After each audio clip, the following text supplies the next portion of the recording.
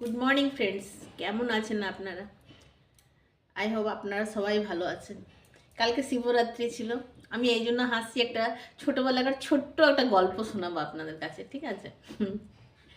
তো কালকে শিবরাত্রি ছিল। তো আমি ছোটোবেলায় যেমন শিবরাত্রি কী করে ধরেছি সেই গল্পটা আপনাদের কাছে ধরে তুলবো, হ্যাঁ। আর ভালো লাগলে আপনারা লাইক আর কমেন্ট করে নিশ্চয়ই বলবেন কি কেমন লাগলো গল্পটি, ঠিক আছে? ছোটোবেলায় যখন আমি বাচ্চা, তখন মা আর দিদি দুজনে মিলে শিবরাত্রি করতো। তো শিবরাত্রি তখন আমি ছোট।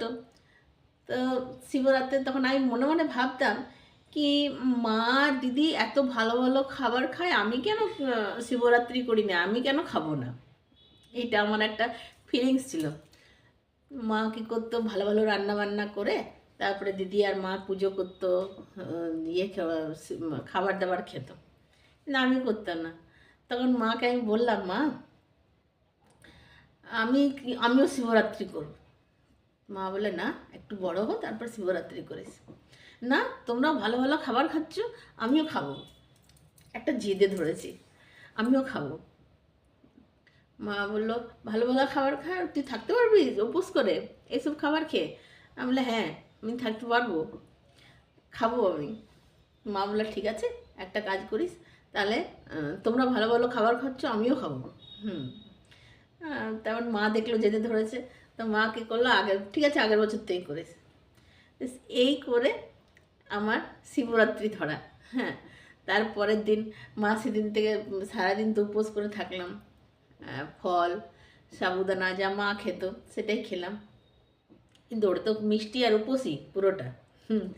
তখন আমি বুঝতে পারলাম, ওরে বাবা, বিরাট কষ্ট 1 বছর করার পর। তারপর তার ছাড়া নেই।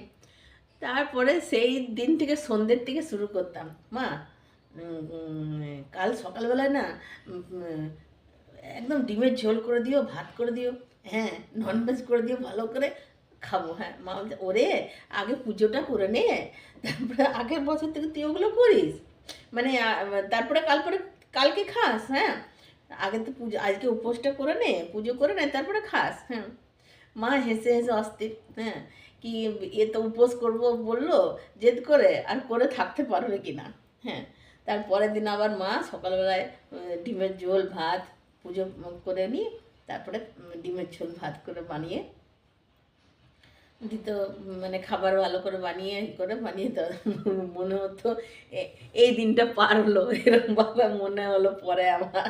হ্যাঁ, কিন্তু শিবরাত্রি করা ভালো জিনিস, আজকালকার বাচ্চারা তো নিজেই করে। হুম। তারপরে যখন শ্বশুরবাড়িতে আসি তখন হাজব্যান্ড বলে, কালকে ডিমের ঝোল ভাত করে খেয়ে নিও সকাল সকাল। তো ওটা আর আমাকে বলতে হয়নি, মায়ের কাছে যেটা জেদ করতাম সেটা বলতে হয়নি। তারপরের দিন আমি আবার নিজেই বানিয়ে বানিয়ে খেতাম। তো ছোটোবেলাকার একটা ছোট্ট ছোট্ট গল্প মনে পড়বে, তা আপনাদের কাছে রাখবো। তো লাইক আর কমেন্ট করে নিশ্চয়ই বলবেন আপনাদের কেমন লাগলো, কেন কি আপনাদের কাছেও বা তোমাদের কাছেও নিশ্চয়ই একটা ছোট ছোট কিছু গল্প নিশ্চয়ই হবে। কি শিবরাত্রি কী করে ধরলে, তাই না? তো এরমভাবে ছোটোবেলাকার আমাদের ছোট্ট ছোট্ট একটা জিদ ছিল, যেটা মাদের কাছে রাখতাম, মা পূর্ণ করতো। আজ আমার মা নেই। হুম। আমার মা 2025-এ অক্টোবর মাসে মারা গেল। হ্যাঁ, আজ আমার মা নেই, 2025-এ অক্টোবর মাসে মারা গেল। বিয়ের পরে মাকে করতো, বলতো,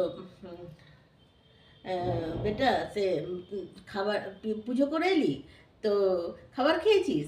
হ্যাঁ, পুজো করা হয়ে গেছে, খাবার খেয়ে নে, এরমভাবে মা আমাদেরকে, মানে দিদিকার আমাকে জিজ্ঞেস করতোই। তো তারপরে যে নিয়ে আবার এখন দেখো, তারপরের দিন আজকের দিনে যেমন বলতো, সকালে এই পুজো করে নে, জলদি জলদি কিছু খাবার খেয়ে নে, হ্যাঁ, আর না তোমার প্রবলেম হয়ে যাবে, ভালোভাবে খাবার খেয়ে তারপর কাজ করিস। এরকমভাবে মাদের একটা ইয়ে ছিল। হুম। তো সেই জিনিসটা মনে পড়ছে আমাদের এখন। যার যার মা নেই সে, তারা হয়তো এই জিনিসটা বুঝবে, নিশ্চয়ই বুঝবে। এক একটা দিন মনে পড়ে কি এরমভাবে মা রাখতো। তো তোমরা শিবরাত্রি কী করে ধরেছো, এই গল্পটা আমাকে নিশ্চয়ই কমেন্ট করে বলো। হুম। আর যদি আমার গল্পটি তোমাদের ভালো লাগে তাহলে একটু কমেন্ট করে নিশ্চয়ই বলো কি হ্যাঁ দি ভাই ভালো লাগলো, হ্যাঁ ফ্রেন্ডস ভালো লাগলো, তাই না? তা এমনি ছোটো ছোটো গল্প তোমাদের কাছে আমি নিশ্চয়ই ধরে তুলবো। কেমন লাগলো নিশ্চয়ই বলো। তো নেক্সট গল্পতে আসছি। বাই।